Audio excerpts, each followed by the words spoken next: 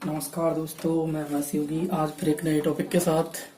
दोस्तों, आज के टॉपिक में हम पढ़ने वाले हैं इनपुट एंड आउटपुट डिवाइस।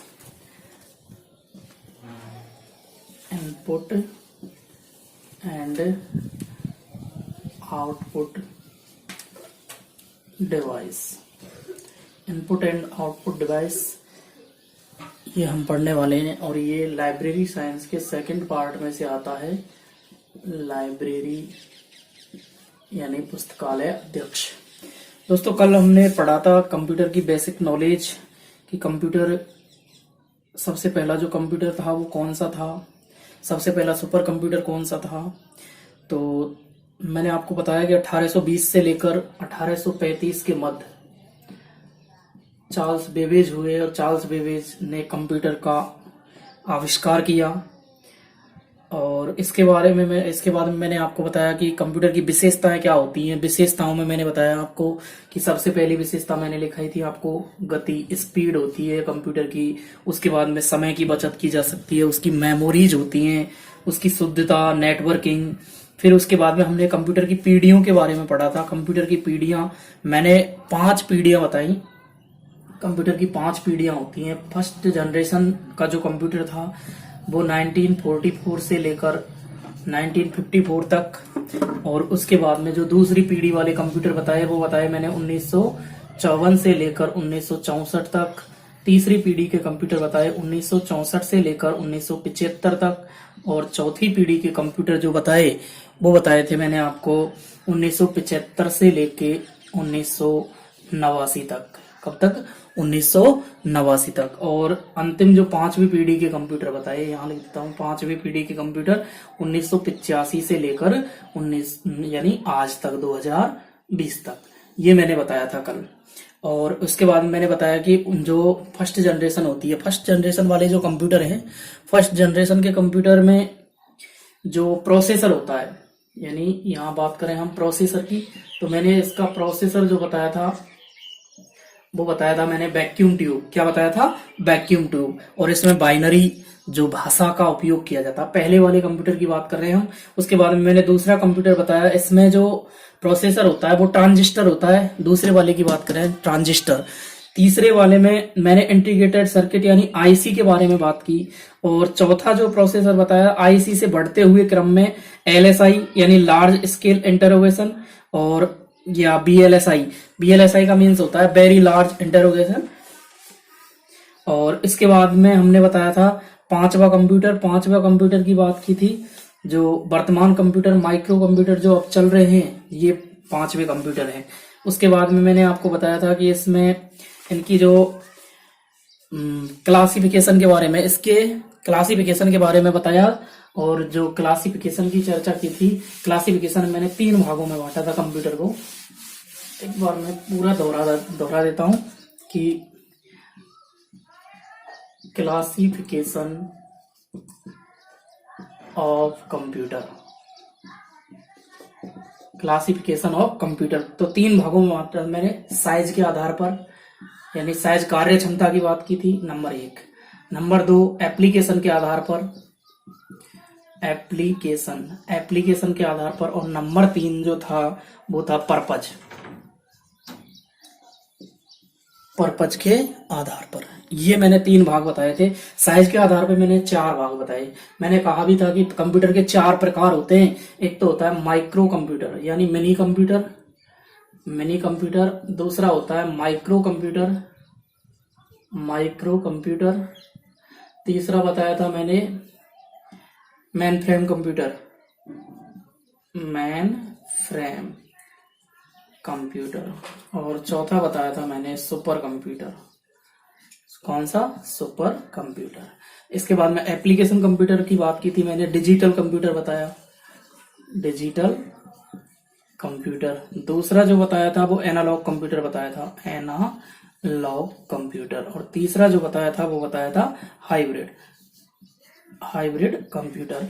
और पर्पज की बात करते हैं तो पर्पज में मैंने बताया था आपको, एक तो जर्नल होता है, जर्नल कंप्यूटर, और एक होता है स्पेशियल यानी विशेष कंप्यूटर। ये बात की थी हमने कल यहाँ तक।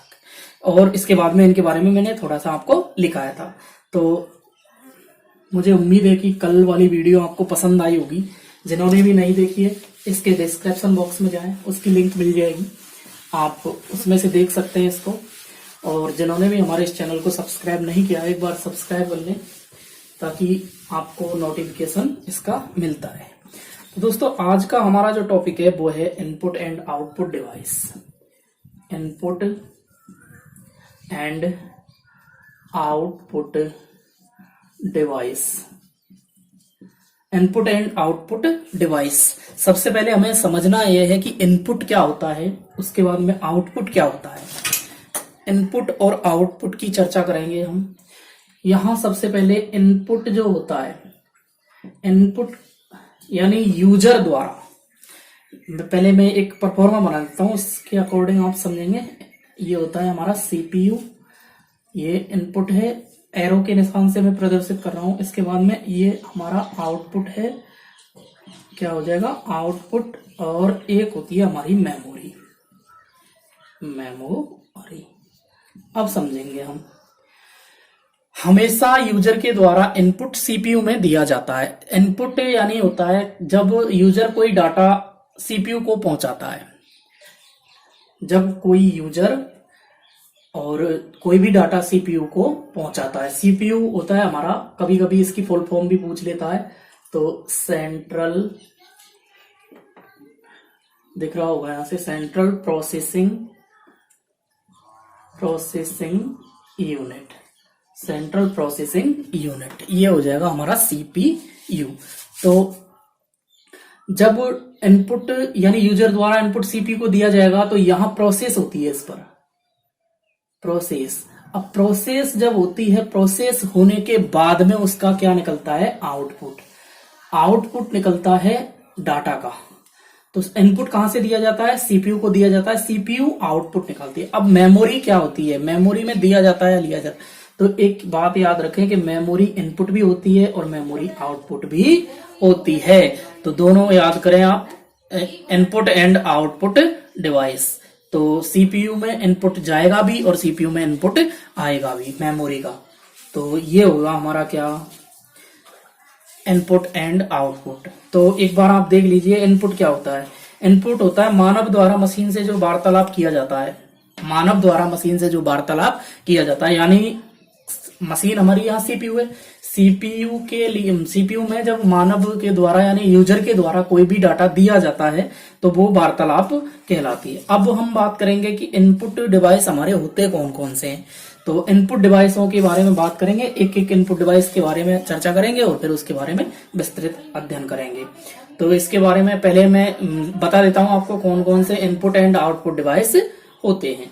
तो इनपुट डिवाइस कौन कौन से होंगे, तो सबसे पहले हम इनपुट डिवाइसों की बात करते हैं। तो इनपुट डिवाइस हमारे होंगे कौन कौन से, तो नंबर जो एक इनपुट डिवाइस है वो बात करता हूं मैं, कीबोर्ड। कीबोर्ड।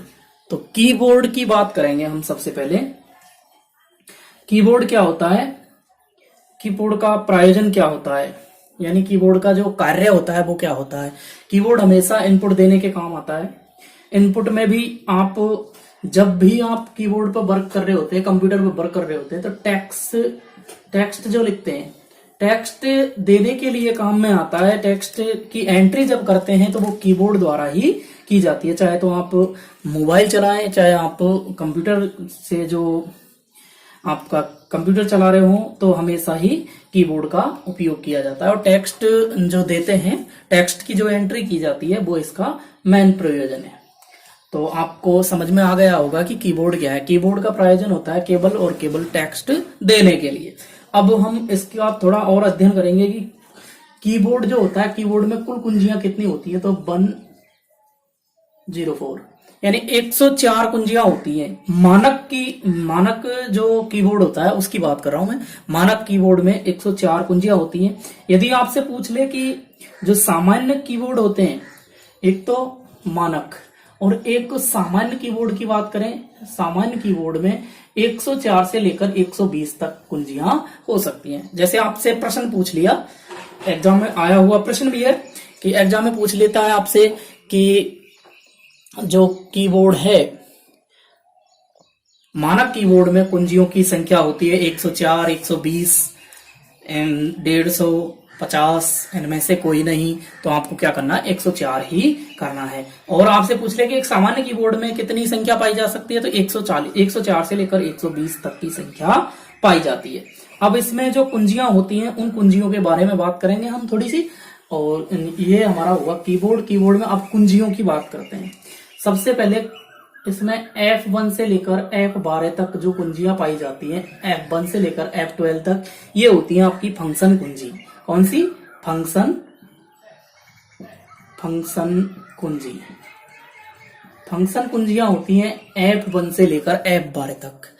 और ये कीबोर्ड है, जैसे कीबोर्ड में ऊपर ही ऊपर जो F1 से लेकर F12 तक की जो कुंजियां हैं वो कौन सी हो जाएंगी, आपकी फंक्शन कुंजियां होंगी। फंक्शन कुंजियों का उपयोग भी जैसे F1 है तो हेल्प के लिए काम में आता है, F2 सेव के लिए काम में आता है, F5 रिफ्रेश के काम में आता है, तो इसके अन्यत्र उपयोग है। तो इतना हमें डिटेल में जाना नहीं है, क्योंकि हमें केवल और केवल उसका विस्तृत अध्ययन ना करके हमें केवल और केवल समझना है कि कीबोर्ड होता क्या है। तो दोस्तों समझ में आ रहा होगा। आप चाहो तो आप साथ के साथ में इसको नोट्स के रूप में लिख सकते हो।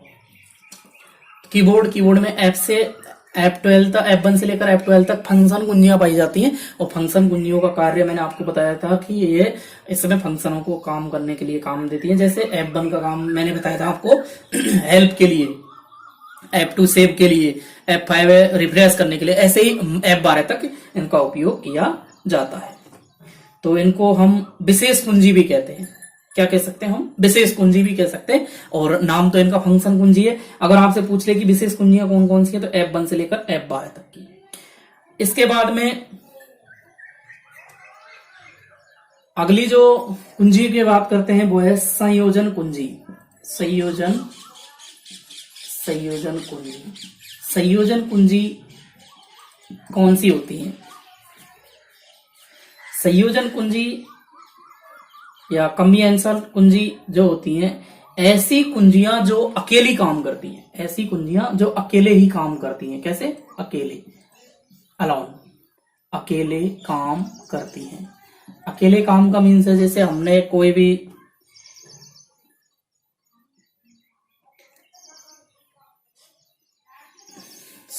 जो संयोजन कुंजियां होती हैं वो संयोजन कुंजियां अकेले काम नहीं करती है। अकेले काम नहीं करती, इनके साथ में काम किया जाता है। जैसे हमारी ALT है, अल्ट वाली है, एक CTRL है, कंट्रोल वाली है, और आपकी कौन सी है, एक जो शिफ्ट वाली कुंजी होती है, शिफ्ट वाली कुंजी।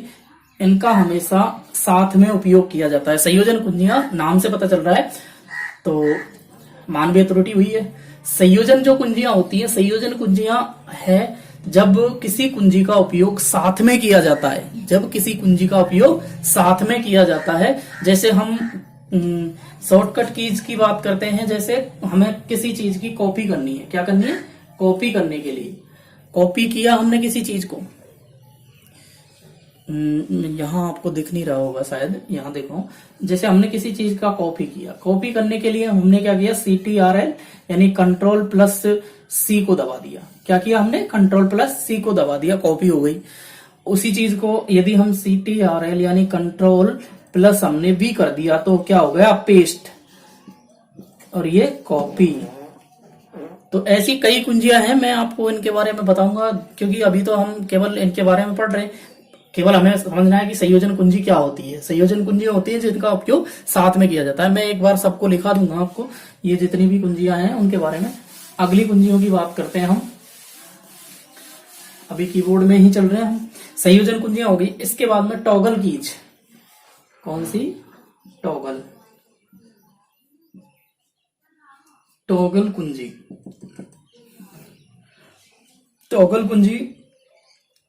टॉगल कुंजी का मीन्स आप समझ लो, जैसे हम लाइट को बंद करने के लिए कुंजी का उपयोग करते हैं, ऑन और ऑफ।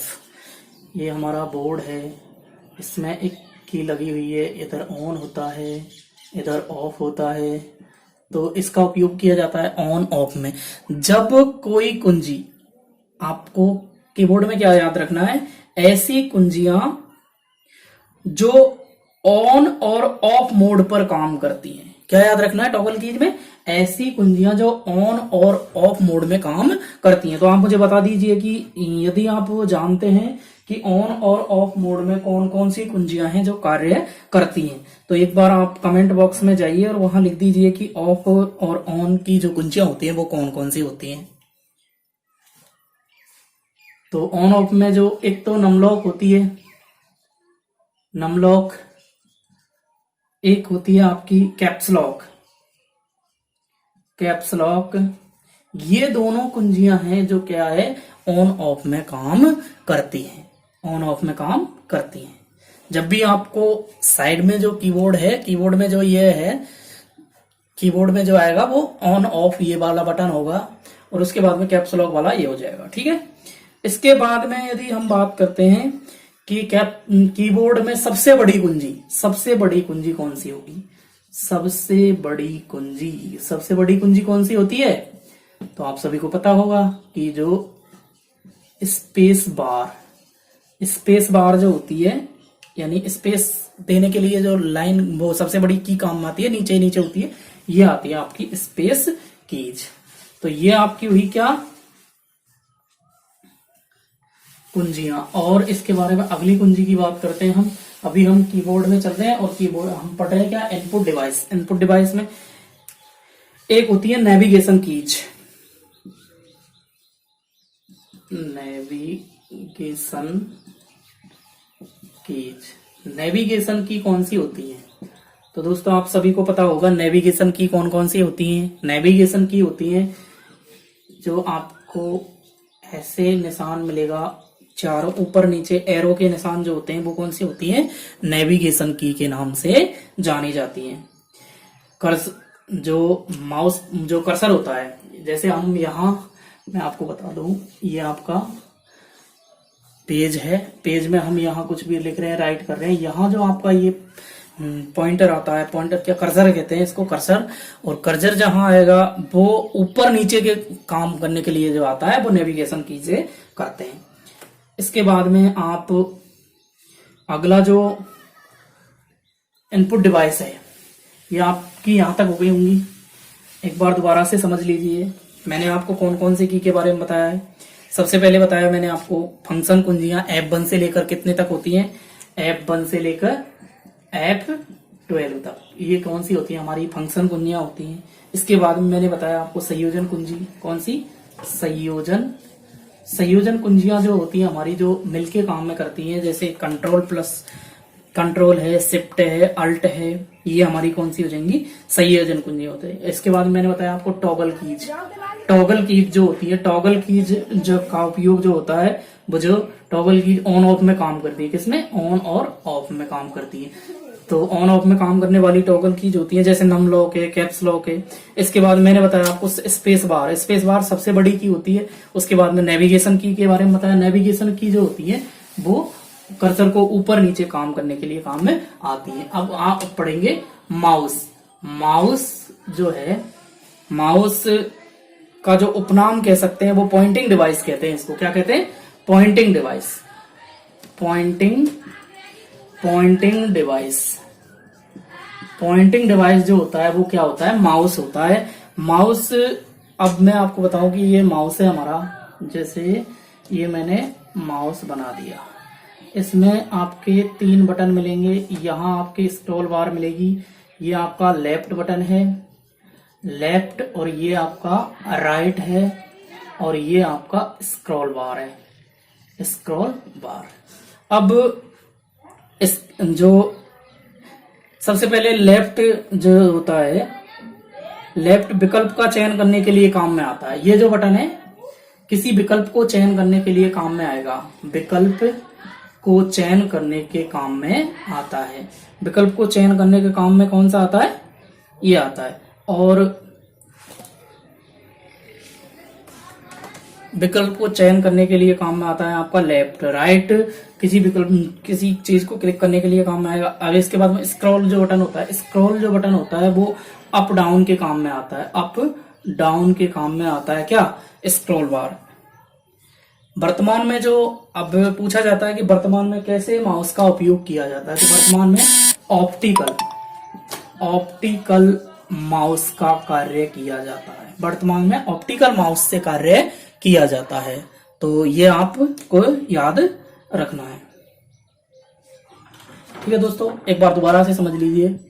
माउस का उपनाम कह सकते हैं हम पॉइंटिंग डिवाइस। और ये जो ऐसा निशान होता है आप याद रख लें, इसको पॉइंटर कहते हैं। क्या कहते हैं? पॉइंटर, माउस पॉइंटर कहते हैं इसको। तो पॉइंटिंग डिवाइस है, इसमें 3 बटन होते हैं, एक तो लेफ्ट का होता है, एक राइट का होता है, एक स्क्रॉल का होता है। विकल्प को चयन करने के लिए लेफ्ट का काम में लेते हैं, अप डाउन करने के लिए इसका काम में लेते हैं। और इसके बाद में वर्तमान में जिनका उपयोग किया जाता है वो कौन से हैं? तो ऑप्टिकल मार्क, ऑप्टिकल जो माउस हैं उनका उपयोग वर्तमान में किया जा रहा है। तो ये आपको समझ में आ गया होगा। यदि आपको समझ में आ रहा है तो आप एक बार थंब करके मुझे बता दीजिए। दोस्तों अगले उसकी बात करते हैं हम इनपुट डिवाइस की। अगला जो हमारा इनपुट डिवाइस होगा वो होगा हमारा स्कैनर। क्या होगा? Scanner.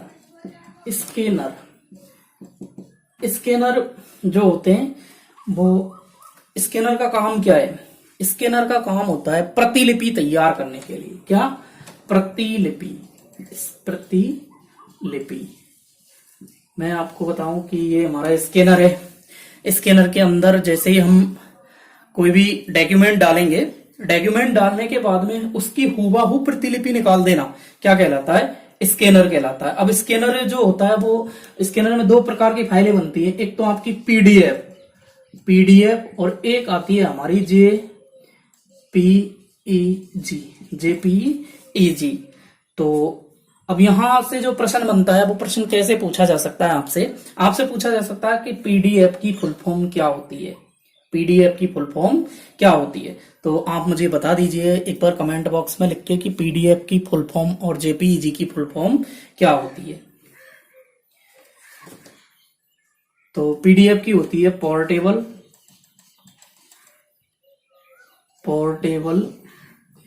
Document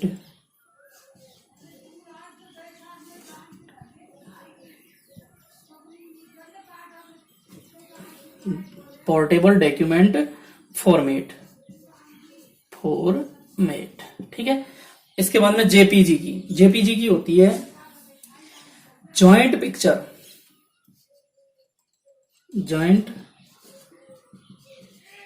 picture expert group होती है। जेपीजी की joint picture expert group. PDF की होती है पोर्टेबल डॉक्यूमेंट फॉर्मेट। ये आपके स्कैनर हो जाएंगे। अब स्कैनर 2 प्रकार के होते हैं। स्कैनर कितने प्रकार के होते हैं? 2 प्रकार के होते हैं। एक तो होता है आपके स्कैनर के 2 पार्ट हैं। एक तो होता है हमारा फ्लैट बेड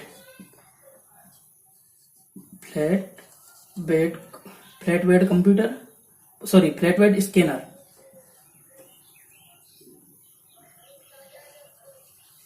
और एक होता है हमारा पोर्टेबल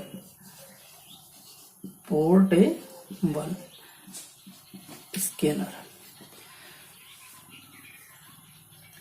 तो 2 प्रकार के अब सबसे ज्यादा जिनका उपयोग किया जाता है वो किसका किया जाता है?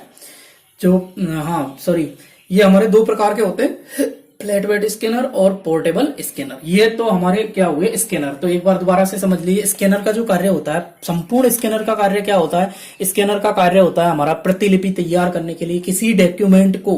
अब स्कैनर हमारा क्यों इनपुट डिवाइस है? क्योंकि स्कैनर के अंदर जब भी हम कोई भी डॉक्यूमेंट्स रखते हैं तो उसको कंप्यूटर में लेने के लिए, कंप्यूटर के लिए जो डाटा पहुंचता है वो स्कैनर की प्रतिलिपि वो स्कैनर के द्वारा ही पहुंचती है। तो ये आपको समझ में आ गया होगा। इसके बाद में हम अगले इनपुट डिवाइस की बात करेंगे। अब जो इनपुट डिवाइस है वो बहुत महत्वपूर्ण है। और इनपुट डिवाइस में हमारा आएगा कौन सा?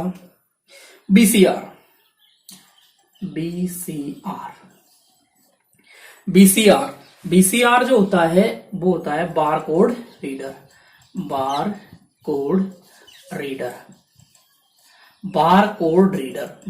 रीडर जो होता है, जो बार को कोड के रीड को पढ़ने वाला होता है। जैसे आपने मार्केट में आने वाले प्रोडक्ट देखे होंगे, उन पर ऐसी काली काली लाइनें आती हैं। ये बहुत छोटी और बड़ी होती हैं।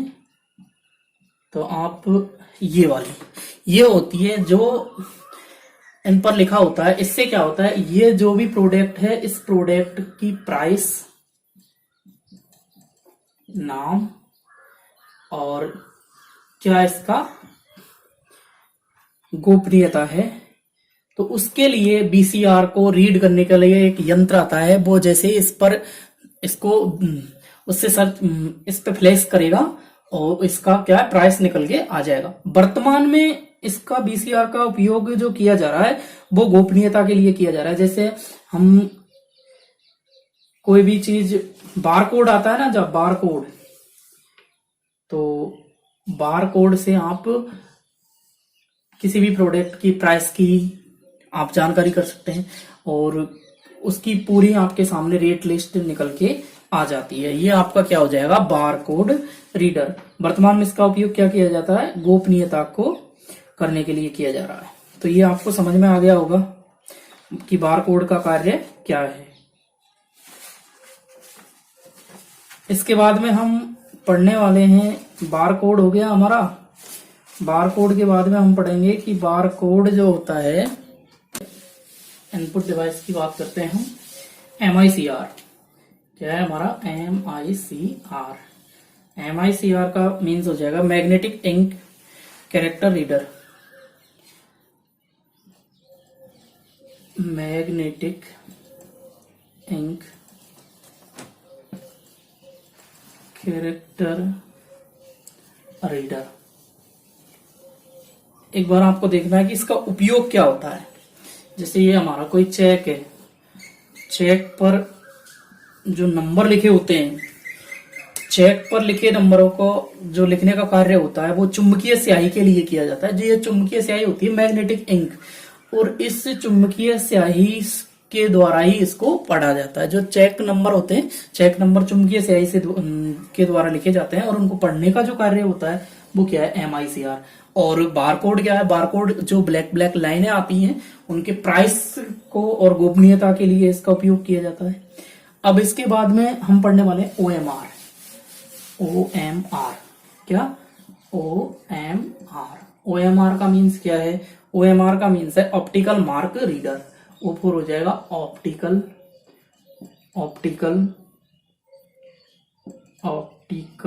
Mark reader. Optical mark reader, optical mark reader जो आता है OMR। आपने विशेष एग्जाम दिए होंगे, एग्जामों में आजकल जो आता है पैटर्न वो मैं आपको बता देता हूं। जैसे प्रश्न, हमारी प्रश्न संख्या हो गई, ये प्रश्न संख्या है, ये हमारे क्या ABCD, ये विकल्प हो गए ABCD विकल्प। अब इनके सामने गोले आते हैं इस प्रकार, ये आपके क्या हो गए, गोले हो गए। अब जो भी पाठक है या यूजर है, जो भी एग्जाम दे रहा है बंदा, वो इसमें जैसे यहाँ एक नंबर में उसने 3 गोला काला कर दिया, 2 कर दिया, इसके बाद में इसमें 1 कर दिया ए वाला, और इसके बाद में सबसे पहले तो आपको ये संपूर्ण गोले काले करने, ये आपको पता होना चाहिए कि ये बिल्कुल एकदम ये मार्कर से नहीं हो पाएंगे क्योंकि वो ब्लैक बॉल पेन से होते हैं, इसलिए तो ये आपको क्या करने होते हैं, गोले काले करने। अब ऑप्टिकल मार्क रीडर का मीन्स है, ऑप्टिकल मार्क रीडर जो यंत्र है उससे इसको, वो कंप्यूटर से जुड़ा होता है और इस OMR पे जैसे ही इसको प्रेस किया जाता है ऑप्टिकल मार्क रीडर में, या ऑप्टिकल मार्क रीडर की अब तो बहुत बड़ी बड़ी क्वालिटीज आने लगी हैं। ऑप्टिकल मार्क रीडर में जैसे ही हम इस मार्कशीट को स्कैन करेंगे उसमें, और इस मार्कशीट को रखने के बाद में क्या होगा कि वो जिसमें उसमें फिक्स डाटा होते हैं, जैसे A का विकल्प नंबर C सही है तो वो केवल और केवल इसी को क्या पड़ेगा, रीड करेगा, ठीक है। और जो भी आपका यानी 3 से जस्ट डिफरेंट होना चाहिए एक, ये क्या होता है, ऑप्टिकल मार्क रीडर होता है, ये OMR। कई बार इसका फुल नाम पूछा जा चुका है तो आपको याद रखना है, ऑप्टिकल मार्क रीडर OMR का पूरा नाम है। इसके बाद में हम पढ़ेंगे QR कोड। QR कोड, इसको तो आप लगभग सभी जानते होंगे कि QR कोड क्या है।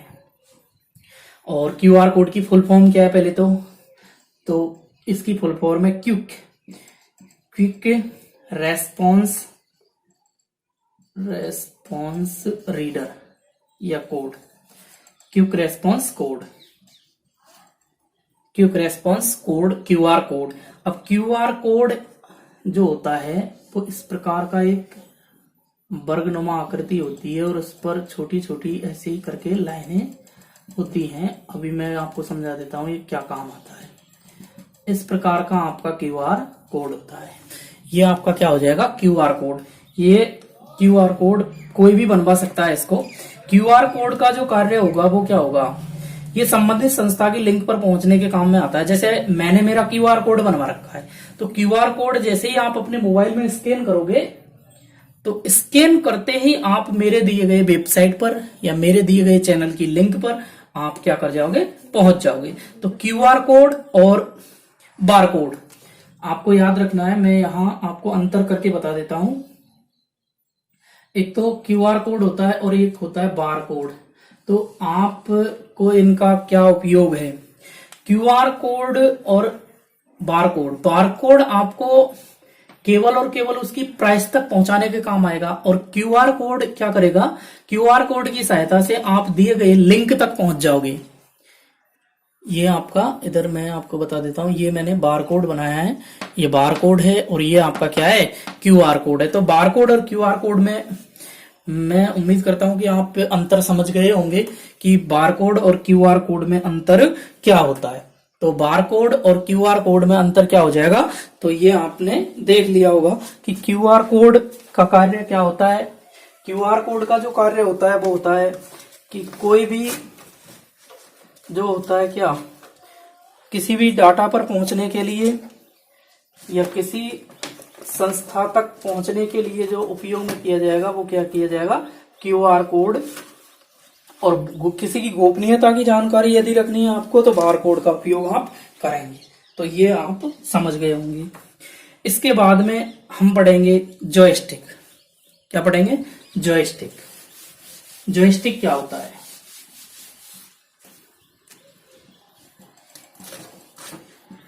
जॉयस्टिक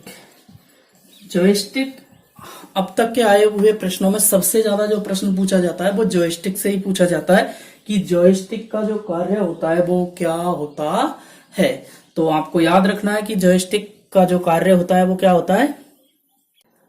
तो आपको याद रखना है जॉयस्टिक जो होता है वो इस प्रकार का होता है जॉयस्टिक। तो जॉयस्टिक यानी कार के गियर के समान होता है और कंप्यूटर में इसका जो कार्य है, सबसे महत्वपूर्ण जो कार्य है वो कंप्यूटर में गेम खेलने के काम में आता है। गेम खेलने के लिए जिस यंत्र का प्रयोग करते हैं वो क्या है, जॉयस्टिक है। आपको याद रखना है कि जॉयस्टिक और जो माउस होता है, जॉयस्टिक और माउस में क्या अंतर हो सकता है। तो ये तो है हमारा माउस और ये हमारा क्या है,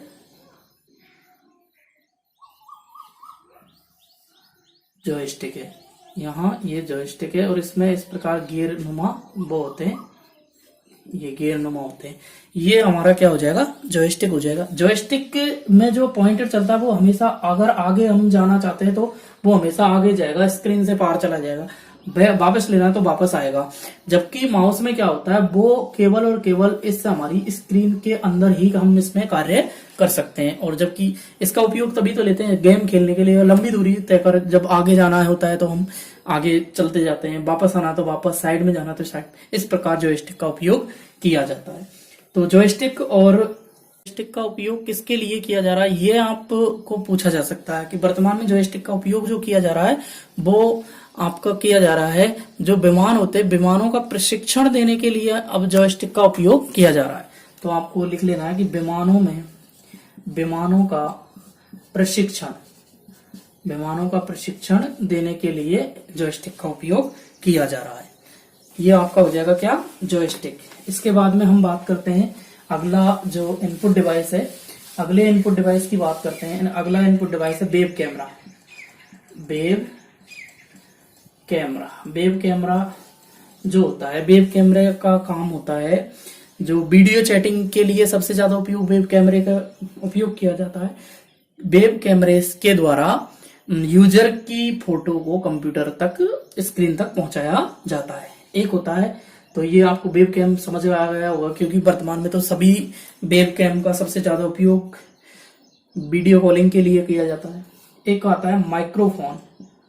माइक्रोफोन माइक्रोफोन होता है, माइक्रोफोन का जो काम है आवाज को रिकॉर्ड करने के काम आता है। माइक्रोफोन क्या है? आवाज को रिकॉर्ड करने के जो काम आता है वो आता है माइक्रोफोन। एक होता है लाइट पेन।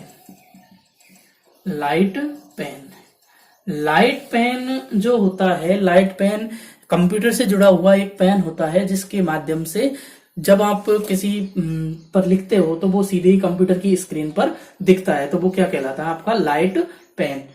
और एक होता है ध्वनि पहचानने का यंत्र। ध्वनि पहचानने का यंत्र। ध्वनि पहचानने का यंत्र, या आप कह सकते हैं इसको voice recognisation system. Voice recognisation system. तो जब आपने देखा होगा कि इस प्रकार एक माइक आता है और उस पर आप बोल देते हो तो वो क्या होता है? रिकॉर्ड।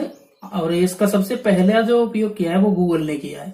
सबसे पहले जिसको संचालित किया है वो किसने किया है? गूगल द्वारा किया गया है। तो आप इसको जब भी आप इसको चालू करेंगे तो आप जैसा बोलेंगे वो उसमें क्या हो जाएगा? टाइप हो जाएगा। तो ये फॉन्ट टाइप करने की, यानी टेक्स्ट टाइप कर, बोल आवाज के साथ में फॉन्ट टाइप करने या टेक्स्ट टाइप करने के लिए जो काम आता है वो ध्वनि पहचानने वाला यंत्र होता है। जो आप बोल रहे हैं वो कंप्यूटर की स्क्रीन पे क्या होता है? शो होता जाता है। तो ये हो जाएगा आपका ध्वनि पहचानने का यंत्र। तो दोस्तों आप मुझे बताइए कि ये आपको वीडियो कैसी लगी, और अगर अच्छी लगती है तो कल हम पढ़ेंगे आउटपुट डिवाइस के बारे में। आउटपुट डिवाइस क्या होते हैं, आउटपुट डिवाइस का जो काम है, कौन कौन से होते हैं आउटपुट डिवाइस। तो बने रहिए मेरे साथ। Thank you so much.